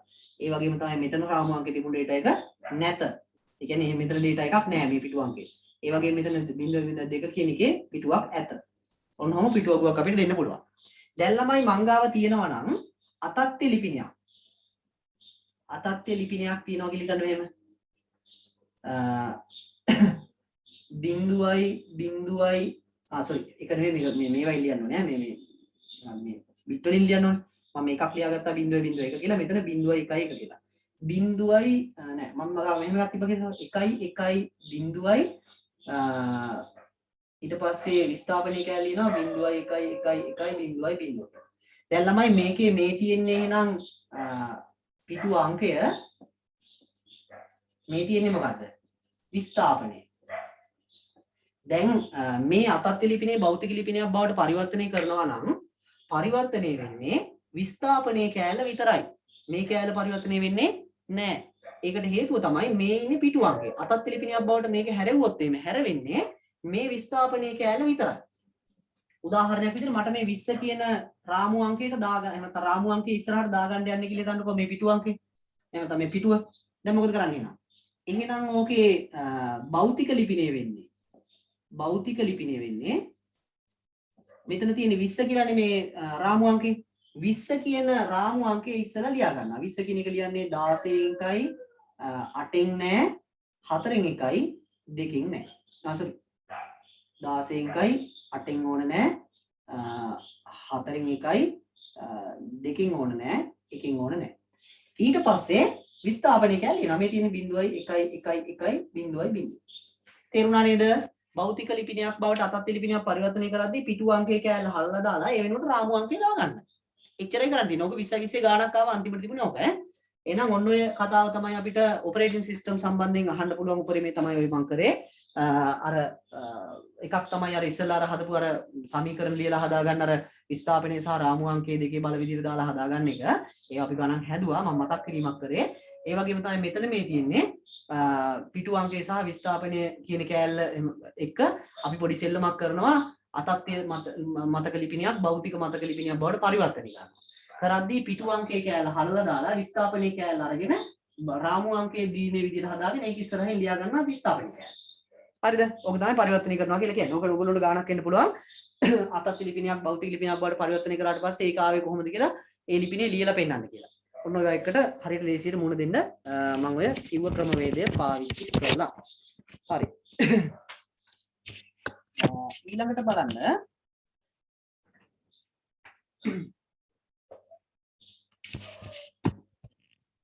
හරි. අපි ආයෙ බලමු ඊට පස්සේ තව එකක් ඊළඟ ප්‍රශ්නේ තමයි ඊළඟට දෙක කොටස B කොටස. B කොටසේ ඔයගොල්ලන්ට හොඳට මතකයි ඉස්සෙල්ලාම අපි කතා කරනවා මොනවාද මේ බූලියන් ගාන ලොජික් ගේට් ගාන අපි කලින් අවුරුද්ද එක ගත්තත් එහෙමයි ඒක ඔයගොල්ලන්ට ලේසි එකක් එයි කියලා මම විශ්වාස කරනවා. මොකද හැම අවුරුද්දේ මේක එච්චර අමාරු කරන්නේ නැහැ. මොකද ලකුණු ප්‍රමාණය ළමයිට ගන්න තියෙන එක නිසා බලන්න මේකෙත් ඇවිල්ලා තියෙන එක මේ කීයද 2020 ඇවිල්ලා තියෙන එක මෙන්න මේකෙන් සත්‍යතාව වගුවක් හදාගන්න තියෙන්නේ. එතකොට ඔයගොල්ලෝ ඉස්සෙල්ලාම මෙන්න මෙතෙන්ට ලියා ගන්නවා a plus b කියලා මෙතෙන්ට ලියා ගන්නවා a plus c කියලා මෙතෙන්ට ලියා ගන්නවා මොකද්ද a plus b වාරයක් a plus c sorry b plus c වාරයක් c එහෙම නේද මේ c කියන එක අපහු මෙන් එනවනේ ඔන්න ඔය සමීකරණයට සත්‍යතාව ගොඩනගන්නේ abc කියලා ආදාන ටික 1.1 කියලා අර පල්ලෙහාට ලියාගෙන ඉස්සෙල්ලාම a plus b කියන්නේ මොකද්ද කියලා හොයාගන්න a plus b කියන්නේ අපිට තියෙන අංක දෙක ඊළඟට a plus c කියන්නේ මොකද්ද sorry b plus c කියන්නේ මොකද්ද කියලා හොයාගන්න ඊට පස්සේ a දෙක එන බිටු දෙකයි c එකයි එක ඇන් කරන්න. ඔය තුනම එකට ඇන් කරන්න. මේ තුනම එක වෙලා තියෙන තැන් වල විතරයි එතකොට එක වෙන්න පුළුවන්. තේරුණානේ? එතකොට ඒ අවුට්පුට් එක අරගෙන තමයි එකෙන් සොප් සහ පොස් ප්‍රකාශන හදාගන්න කියලා කියන්නේ. ඔය වගේ ඔයගොල්ලන්ට එක එක විදිහට ගානේ දැන් 19 ගාන ගත්තොත් ඔහොම නෙවෙයි 19 කෙලින්ම විස්තරයක් දීලා එකකින් අපිට හදාගන්න තියෙන්නේ. හොඳට කියවන්න ගාන මේ B කොටසේ ගණන් හරියට ඉස්සෙල්ලා හොඳට කියවන්න. ලොකු වෙලාවක් අරන් කියවන්න. එකපාර මොකුත් කරන්න යන්න එපා. හොඳට ගාන කියවන්න ඉස්සෙල්ලා. ඊට පස්සේ තමයි හදන්න පටන් ගන්න ඈ. ඊළඟට තියෙනවා මෙන්න මේක ඊළඟ ප්‍රශ්නේ අහන්නේ නෙට්වර්කින් වලින් ඔයගොල්ලන්ට ඒක මතක ඇති නෙට්වර්කින් වලින් කොහොමද ගාණක් හදාගන්නේ කියලා අපි කතා කරා මේකත් මම ඔයගොල්ලන්ට ගාණක් හදලා පෙන්නන්නම් අපිට පුළුවන් මේවට පොදුවේ එකපාර IP ලිපින බෙදලා දීලා එහෙම නැත්නම් එකම පරාසයකට IP ලිපින බෙදලා දෙන්නත් පුළුවන් එහෙම නැතිනම් පරාස වලට වෙන වෙනම IP ලිපින බෙදලා දෙන්නත් පුළුවන් මම ඒකෙත් ගාණක් හදලාම ඔයගොල්ලන්ට එක්ස්ප්ලেইন කරන්නම් කොහොමද පරාස වලට අපිට වෙන වෙනම උපජාල වලට පරාස බෙදන්නේ කියන එක ගැන අවබෝධයක් ගන්න පුළුවන්. බලන්න. හරි. අපිට ගාන මෙන්න මෙහෙම ආවොත්. හිතන්නකො ඔයගොල්ලන්ට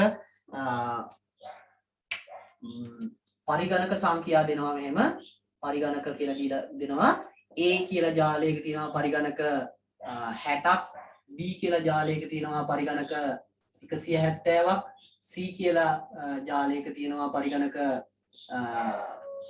200ක් ඊට පස්සේ D කියලා එකක තියෙනවා පරිගණක 60ක් E කියලා එකක තියෙනවා පරිගණක 75ක් හරිද තේරුණානේ ඔන්න උපජාල පහක පරිගණක ප්‍රමාණය තමයි දීලා තියෙන්නේ අපිට ඊට පස්සේ IP ලිපිනයත් ඕකෙන් දෙනවා IP ලිපිනේ දෙනවා 170යි 20යි 12යි 5 කියලා 15 ගොඩක් වෙලාට ඔයගොල්ලන්ට C පන්ති එකක් එයි මම B පන්ති එකක් හදන්නේ වැඩේ අමාරුනොත් කියලා ඒක වඩාත් ලේසි වෙනවා C පන්ති එකක් හදුවොත් ගේමක් ඇත්තෙම නැහැනේ දැන් ළමයි මේකේ බලන්න IP address එක දුන්නාට පස්සේ මේකේ අපිට උපජාල ආවරණ අංකේ දීලා නැහැ උපජාල ආවරණාංකය දීලා තිබුණොත් නම් හරිම ලේසි වැඩේ අපිට උපජාල ආවරණාංකය හදා ගන්න පුළුවන්.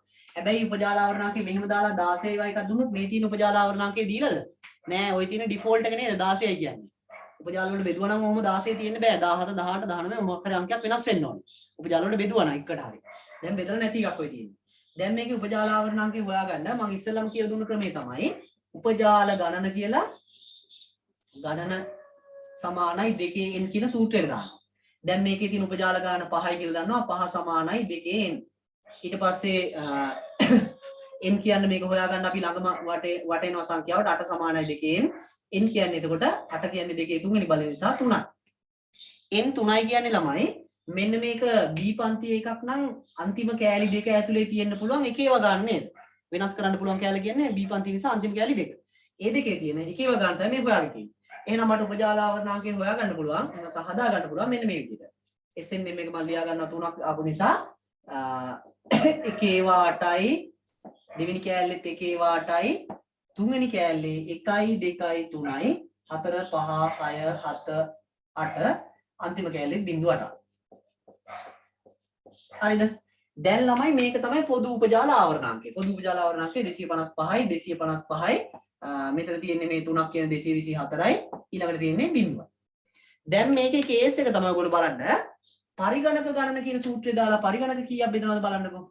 පරිගණක ගණන සමානයි 2h ඍණ 2. 2h කියන්නේ මෙතන 0.8යි මෙතන 5යි 2 13 ඍණ 2. 2 13 කියන්නේ ළමයි 8192 අංකය. 8192ක් මේ ජාලයටත් වෙන් වෙනවා B ජාලයටත් C ජාලයටත් D එකටත් E එකටත් වෙන් වෙනවා. ඇත්තටම පරිගණක ගණන් එච්චර තියෙනවද දැන් මේ පරාසය ඔච්චර බෙදලා දෙන්න. වැඩක් නැහැ නේද? පරිගණක සංඛ්‍යාව ලොකු ගාණක් එනවා. ඕක පරාසය ගත්තන් පස්සේ මේ දෙක අඩු වෙන එක විතරයි වෙන්නේ. පරාසය ගත්තොත් 2h නේ. එතකොට ලොකු පරිගණක ගාණක් එනවා. ඒ නිසා අපි කරන්නේ ඔය දීලා තියෙන පරිගණක ගානට ගැලපෙන විදිහට උපජාලයකට වෙන වෙනම උපජාල ආවරණාංක හදනවා. අර පරිගණක අපත නැත්නම් IP ලිපින අපත යන නිසා. දැන් මේ විදිහට හදන්නේ අපි අර අපත යන්නේ නැති එක නේද? අපි අර C පන්තියෙන් හදපු ඒවා තිබුණේ ගණන් ගොඩක් හැදුවේ. ඒ වගේ මේ විදිහට උපජාල ආවරණාංක හදා ගන්න පුළුවන් පරිගණක ගන්න මේක දාන්න පුළුවන් පරාසය හිව්ව දුන්නා. මේ ඒ දීලා තියෙන පරාසය. හැබැයි මේකෙදි එහෙම කරන්න බැරි නිසා අපි කරන්නේ මේ ක්‍රමේ මම අයින් කළා දානවා. මං ජාලයෙන් ජාලයට වෙනම හදනවා. උදාහරණයක් ඒ ජාලය. ඒ ජාලයට මම SNM හදා ගන්නවා ඉස්සෙල්ලාම. ඒ ජාලේ පරිගණක ගාන කීයද? පරිගණක ගණන සමානයි 2h ඍණ 2. පරිගණක ගාන එකේ 60යි. 60 සමානයි 2h ඍණ 2. අර උපජාල ගාන කියන එකෙන් නෙවෙයි ගන්නෙ. එහෙම ගත්තොත් පොදුවේ හැදෙන්නේ. පරිගණක ගානේ මේකට වෙනම උපජාල ආවරණයක් හදාගන්න. 60ට සම ආසන්න තියෙන්නේ 64 සමානයි මේ දෙක මේ පැත්තට ගියාන් පස්සේ 62ක් වෙනවා. ඒකට 64 සමානයි 2h. 64 කියලා කියන්නේ දෙකේ 6 වෙනි බලය. හරිනේ. එහෙනම් දෙකේ 6 කියලා කියන්නේ මේකේ SNM මට හදා ගන්න පුළුවන් කොහොමද? ආසන්න මේක ගත්තම 1 වාටයි ඒකේ තියෙනෝනේ 0.6ක් කියලා කියන්නේ. ඒ කියන්නේ මේ කෑල්ලෙත් 1 වාටයි අන්තිම කෑල්ලේ 1 2යි 0.6යි.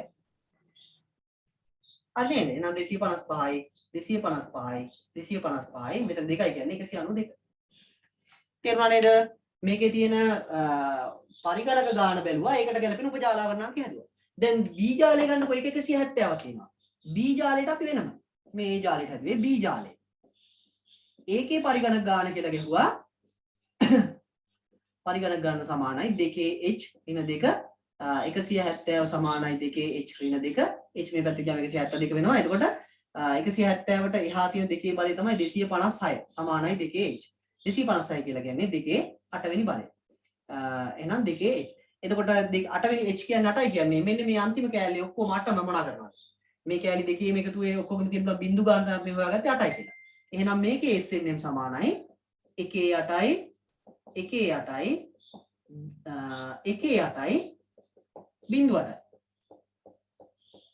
ඒ කියන්නේ 255යි 0.0. හරි නේද? ඔන්න ඕම එකක් තමයි අපිට නම් මේකෙන් අහන්න පුළුවන් නේ ඔය කියන එකෙන් ඈ. ඒකත් ප්‍රධාන එකක්. ඔකත් මතක තියාගන්න. හරි.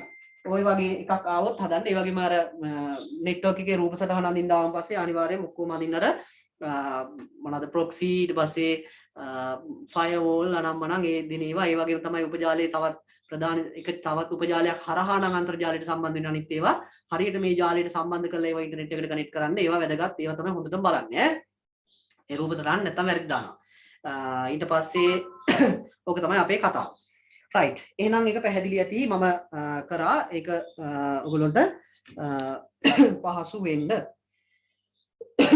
ඊළඟට ඊට පස්සේ ඊළඟ ප්‍රශ්නේ ළමයි අපෙන් අහන්න පුළුවන් එක තමයි ඕකේ බලමු ඔයගොල්ලෝගේ පේපර් එකේ 2020 පේපර් එකත් එක්ක සංසන්දනය කරගෙන යන සයිකට ගිහිල්ලා තුන්වෙනි ප්‍රශ්නේ විදිහට අපෙන් අහන්න පුළුවන් මොනවාද මේ වගේ නේද e-business සම්බන්ධ එකක් අහන්න. e-business වල මේක ප්‍රශ්න අහලා උත්තර ලියන එකක්. මොකක් හරි මෙන්න මේ වගේ e-ව්‍යාපාරයක් ගැන ඔයගොල්ලෝට තොරතුරු දීලා ඒකෙන් ඒ ව්‍යාපාර වර්ගය කියලා අහන්න පුළුවන්. ව්‍යාපාර වර්ගය කියන්නේ ව්‍යාපාර සංවිධානය අර PO click, PO brick, brick and click ඒ වර්ගේ මොකක්ද කියලා අහන්නේ. ඒ වගේම තමයි ආදායම් ආකෘතිය කොහොමද දාන්නලා revenue model එක. ඒ කියන්නේ මම අර ඉස්සෙල්ලා කිව්වා එයාලට ආදායම උපයන්න පුළුවන් ක්‍රමවේද මොනවාද කියලා. ඊට පස්සේ ඔන්න ඔය වගේ ඒවා ටිකක් අහන්න පුළුවන්. හොඳට මතක තියාගන්න. ඒකේ අහන්න ඉඩකඩ තියෙනවා. ඒ වගේම තමයි මේකේ ගෙවීම් ක්‍රම මොනවාද කියලා අහන්න පුළුවන්. අර ගෙවීම් ద్వාර හරහා ඊට පස්සේ කාඩ් හරපත් ණයපත් ඊට පස්සේ third party මේවා හරහා ඊට පස්සේ මොනවාද cash on delivery ඔය වගේ ව්‍යාපාරයට මේ මොනවාද මේවා මුදල් ලබා ගැනීමේ ක්‍රමවේද ආරක්ෂිත මුදල් ගෙවීමේ ක්‍රම අහන්න පුළුවන්. හරි. ඊට පස්සේ මේ වගේ නිකන් හිතලා ලියන්න පුළුවන් ප්‍රශ්නත් එනවා මේවට ඊළඟට මේ ඔය ගෙවීම් ගැන වෙනම මේකේ ප්‍රශ්නයක් කියලා දෙනවා 2020 ඒ නිසා ඒකත් මතක තියාගෙන යන්න හරියට ගෙවීම් ක්‍රම ගැන හොඳට කියව ගන්න නෝට් එකේ තියෙන එක. ඊට පස්සේ මේ බෙදා හරින ක්‍රම ගැනත් අහනවා. ඔවත් චුට්ටක් අය කියන්නේ අර ප්‍රැක්ටිකලි ප්‍රශ්න අහන්නේ ඒ වගේ ඒවට ගැලපෙන විදිහට පාඩමේ තියෙන අවබෝධයෙන් ලියන්න වෙන වෙන හැලි ලියන්න එපා. ඒ වගේම ලොකු දිග රචනා වගේ ලියන්නත් එපා. මේවට කෙටි උත්තර මේ අහන්න. ඊට පස්සේ ඊළඟට ප්‍රශ්නේ මේකෙම ඊළඟ කොටසේ ඉන්නේ ඒජන්ට් software ගැන. එහෙම නැත්නම් ඒජන්ට් මුදුකාංග ගැන. අර AI මුදුකාංගයක් කරහා කොහොමද ඒජන්ට් කෙනෙක් හදාගන්නේ කියන එක.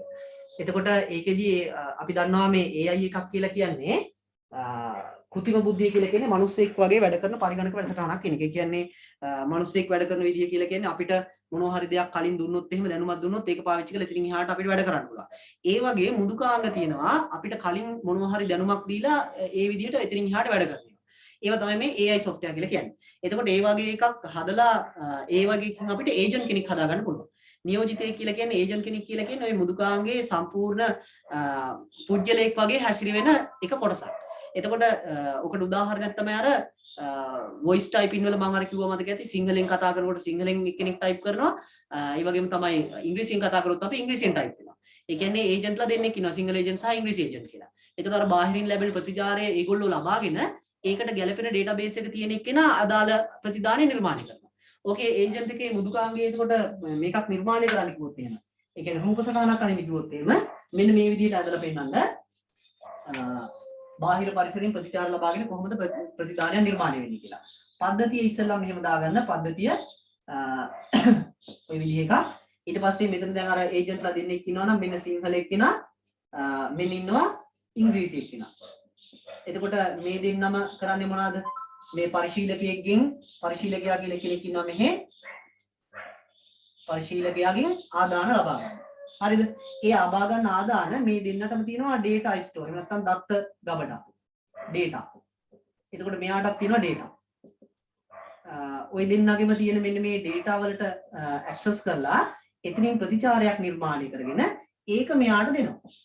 ඔන්න ඔය වගේ එකක් තමයි අඳින්න කියලා කියන්නේ මේ කොහොමද මේක ක්‍රියාත්මක වෙන්නේ. ඒ අදාළ ඔයගොල්ලෝට විස්තර කරලා තියෙන ඒජන්ට් එක අනුව තමයි ඔයගොල්ලෝ ඒක දාන්න ඕනේ. ඒ කියන්නේ මම මේ නිකන් සරල එකක් පෙන්නුවේ මෙතන කොහොමද මේ වගේ එකක් අඳින්න කිව්වොත් අඳින්න කියලා නිශ්චිත රූපයක් නෑ. මේ වගේ අදාළ මේකත් එක්කද සමහරලාට මෙයාගේ පරිශීලකයාගෙන් ආදාන අරගෙන ප්‍රතිචාර දක්වන්නේ බල්බ් එකක් පත්තු කරනවා වගේ වැඩක්. මෙහෙන් තියෙන මෙහෙන් බල්බ් එකක් වගේ එකක් පත්තු කරන එකක් වෙන්න පුළුවන්. ඒවා එතකොට ඒ නිකන් ඒ ප්‍රතිචාර දක්වන එකට දාන්නේ නෑ. පරිශීලකයන්ට ප්‍රතිචාර දක්වන්න ඕනේ කියලා නෑ. හිතන්නේ ආරක්ෂක පද්ධතියක් කියලා. පුද්ගලයෙක් එනවා වගේ ඇහුනොත් එහෙම එයා ඒ වොයිස් එක ආදානය කරගෙන එයාගේ ඩේටාබේස් එකත් එක්ක චෙක් කරලා මොකද්ද ගැලපෙන්නේ කියලා මිනිහෙක් එනවා නම් කොළ පාට ලයිට් එකක් සතෙක් නම් රතු පාට ලයිට් යන අන්න මිනිහෙක් කියලා අඳුරගත්තා නම් කොළ පාට ලයිට් එක පත්තු කරා. හරි? අන්න ඒ වගේ ගැලපෙන විදිහේ මේ ප්‍රතිචාරය නිර්මාණය කරනවා කියලා මේක ඇඳලා පෙන්වන්න පුළුවන් වෙන්න ඕනේ. රයිට්. ඊට පස්සේ අපිට මතකයි ඊළඟ ප්‍රශ්නෙට ගිහිල්ලා බලමු මොනවා එකක්ද අහන්න තියෙන්නේ කියලා මේවා databases.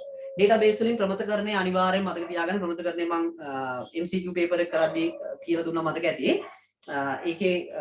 ඒ කිව්ව විදිහටම ප්‍රමතකරණය ඔයගොල්ලෝ අඳුනගන්න data මොනවද කියන්නේ table වල මොනවද තියෙන්නේ කියලා. ඒ වගේම ඔයගොල්ලන්ට අඳින්නත් එකක් ඒ අඳින එකත් හරියට අඳින්න. ඒ වගේම SQL ප්‍රකාශනයක් ලියන්නේ. ඒ ප්‍රකාශනෙත් හරියටම ලියන්න ඕනේ. හරියටම ලියන්න කියන්නේ ඒවා පුරුදු වෙලා යන්න. මම මේ Python එක පැහැදිලි කරන්නේ නැහැ නේ. මේකෙත් මතක ඇති මෙන්න මේ වගේ තිබුණා. අර මං කිව්වා එකපාරම දැක්ක ගමන්ම මේ වගේ වගුවක් දැක්ක ගමන් මේකක් නැහැ කියලා හිතන්න එපා. හොඳේ මේ දැන් එකම අංකේ දෙපාරක් රිපීට් වෙනවා වගේ පේනවා නම් මේකට මේ ප්‍රාථමික අතුරක් නැහැ නේද වගේ හිතන්න එපා. ප්‍රාථමික අතුරු සමහරවිට සංයුක්ත වෙලා තියෙන්න පුළුවන් ඈ. මේකේ කියන්නේ ඒකනේ NIC එකයි match ID එකයි දෙකම එකට ප්‍රාථමික අතුරු විදිහට සංයුක්ත වෙලා තියෙන්නේ. ඒ වගේ ඒවා බලන්න ඈ. ඒ වගේම අර දැන් මේ වගුවේ දීලා තියෙන්නේ මේකක් සංක්‍රාන්තික පරායත්තතාවය. බලන්න මේ middle type එකයි price එකයි. සිල්වර් වෙනකොට 10000යි. මෙතනත් සිල්වර් වෙනකොට 10000යි. මෙතන gold වෙනකොට 20000යි. මෙතනත් gold වෙනකොට 20000යි. ඒ කියන්නේ මෙයාගේ මේ පැත්තත් මෙයාගේ මේ පැත්තත් දෙපැත්තටම ඔහොම අඳුර ගන්න පුළුවන්. අන්න ඒක අපි කියන්නේ එතකොට ඔය කතාවනේ. හරි. ඊට පස්සේ අවසාන එක ඔයගොල්ලන්ට DFD එකක් එයි. DFD එක ඒක අඳින විදිය මම සම්පූර්ණයෙන් කියලා දුන්නා. ගානට ඇක්සස් කරන විදිය කියලා දුන්නා. DFD එකකින් අපිට අඳ ගන්න පුළුවන් වෙන්නේ අර මේවා විතරයි දත්ත ගලායම් සහ ගලායම් විතරයි. ඒවා මේ විදිහට නිවැරදිව නිර්මාණය කරගන්න. ඒකට අදාළ ඒවා දාන්න මොනවා හරි මේවා අඳිද්දී ඇති වෙන ගැටලු ආවොත් මේ පාස් පේපර්ස් වල තියෙන ඒවා දුන්නු මොඩල් පේපර්ස් වල තියෙනවා දැන් අඳින්න බෑ වගේ ආපහු හිතනවා නම් මට මේකක් දාන්න මැසේජ් එකක් දාන්න මම එතකොට ඇඳලා ඒවන්නම් නේ. හරි. එහෙනම් මම මේ පැහැදිලි කිරීම අවසන් කරනවා. පොඩි වෙලාවක් අරගෙන කරේ. ඔයගොල්ලෝට මොනවා හරි මතක් වෙන්න ඇති කියලා හිතනවා. ඒ වගේම ප්‍රශ්න තෝරා ගැනීම සහ කියවීම කියන එක අනිවාර්යයෙන්ම හරියටම කරන්න ඕනේ.